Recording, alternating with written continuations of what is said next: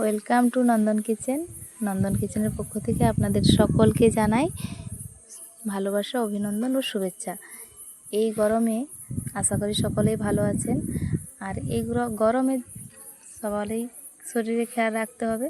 আর সেই জন্য আমি আজকে একটা রেসিপি নিয়ে এসেছি, যাতে শরীর মন খুব ভালো থাকে। তৃপ্তিকর একটি রেসিপি।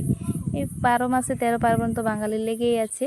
সেই কারণে পুজো পার্বণ অনুষ্ঠানে অনেকেই ময়দা খেতে পছন্দ করেন না, তাদের জন্য এই রেসিপিটি একদম পারফেক্ট। এই রেসিপিটি নিরামিষ পুজো পার্বণেও খেতে পারেন, আর চাইলে আপনারা ব্রেকফাস্ট কিংবা বিকেলের টিফিন যখন ইচ্ছে করবে বানিয়ে খেতে পারেন। দেখতেও যতটা সুন্দর, খেতেও অসম্ভব সুন্দর। তাহলে ঝটপট বানিয়ে দেখিয়ে দিচ্ছি এই রেসিপিটি কিভাবে বানানো যায়। এই রেসিপিটি বানানোর জন্য প্রথমে আমি কড়াইতে 3 টেবিল চামচ ঘি দিয়ে দিয়েছি। 3 টেবিল চামচ ঘিতে আমি 2টো তেজপাতা ফোড়ন দিলাম, আর দিলাম গোটা গরম মশলা। গরম মশলার মধ্যে দিয়েছি লং, এলাচ আর দারচিনি। এলাচটা একটু ফাটিয়ে দিয়েছি যাতে গন্ধটা ভালো আসে। একটু গরম হয়ে গেলে তারপর আমি এর মধ্যে দিয়ে দেবো 1/2 চা চামচ হলুদ গুঁড়ো। হলুদ গুঁড়োটা আমি ঘিয়ের মধ্যে দিচ্ছি যাতে কালারটা খুব সুন্দর আসে। আপনারা চাইলে এটা সবজির সাথেও মাখিয়ে দিতে পারেন, কিন্তু ঘিয়ের মধ্যে যদি দেন খুব ভালো একটা কালার আসবে। এরপর আমি দিয়ে দিলাম কোচানো আলু। আলুটা খুব ছোট্ট ছোট্ট করে আমি কুচিয়ে নিয়েছি, যাতে খুব তাড়াতাড়ি সেদ্ধ হয়ে যায়। আর এই রেসিপিটি বানানোর জন্য আপনারা হাতের কাছে, আমার কাছে ছিল গাজর, ক্যাপসিকাম, বিনস, আলু। ক্যাপসিকামটা থাকেনি, তার জন্য আমি কাঁচা লঙ্কা নিয়েছি। আপনাদের হাতের কাছে যদি আরও কোনো সবজি থাকে, যেমন ফুলকপি, ক্যাপসিকাম, আপনারা চাইলে দিতে পারেন।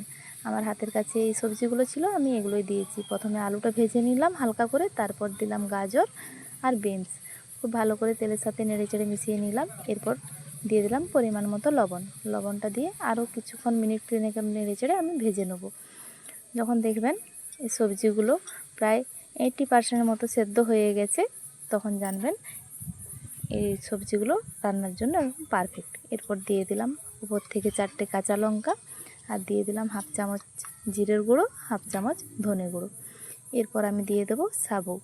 এখানে বলে রাখি, সাবুদানাটা আমি 2 ঘন্টা জলে ভিজিয়ে রেখেছিলাম। ভেজানোর পর খুব ভালো করে ছেঁকে নিয়েছি। এখানে সাবুটা যেন ভালো ভিজে নরমও হয়ে যায়, আর যেন একদম ঝরঝরে থাকে।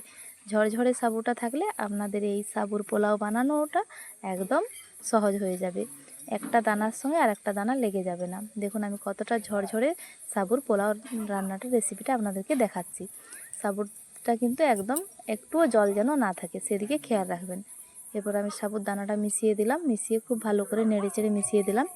এরপর এখানে আমি দিয়ে দিয়েছি 4 টেবিল চামচের মতো চিনি, আর ওপর থেকে আমি একটু গ্রেট করে দিয়ে দিলাম। গরম মশলার সঙ্গে দিয়েছিলাম লং, এলাচ, দারচিনি, আর এখানে দিয়ে দিলাম জায়ফল। জায়ফলটা দিলাম, সুগন্ধটা ভালো আসবে। চিনিটা আপনারা আপনাদের পছন্দ অনুযায়ী দিবেন, কিন্তু পোলাওয়ে একটু মিষ্টি মিষ্টি খেতে ভালো লাগে, সেই জন্য চিনিটা আমি 4 টেবিল চামচ মতো দিয়েছি। চিনিটা আমি একটু গুঁড়ো করে দিয়েছি যাতে খুব ভালোভাবে মিশে যায়। দেখুন রান্নাটা কমপ্লিট হয়ে গেছে, কতটা তাড়াতাড়ি হয়ে গেল, আর দেখতেও অসম্ভব সুন্দর। আর এই গরমের জন্য তো একদম পারফেক্ট রেসিপি। এভাবে অবশ্যই একবার বাড়িতে বানাবেন। কতটা সুন্দর হয়েছে দেখুন। পুরো ভিডিওটা দেখবেন, ভিডিওটার একটা সুন্দর কমেন্ট করবেন, যাতে আমি পরের ভিডিও বানানোর জন্য উৎসাহিত হই। পুরো ভিডিওটা দেখার জন্য আপনাদেরকে অনেক অনেক ধন্যবাদ। ভালো থাকবেন, সুস্থ থাকবেন।